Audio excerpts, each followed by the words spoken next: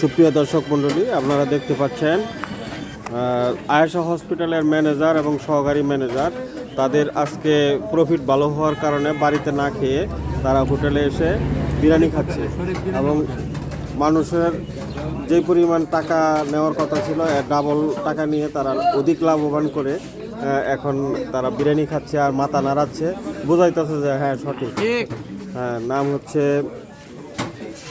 একলাসউদ্দিন আর হইল জয়নাল আবুদ্দিন, এই দুইজন ম্যানেজার আজকে এখানে দাওরা শরীফ বিরিয়ানি হাউসে এসে তারা আপনাদের সকলের দাওয়াত, আপনারা আসবেন।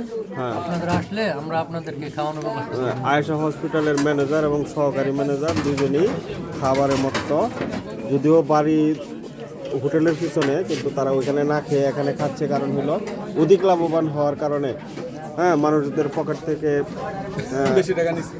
অধিক টাকা নিছে।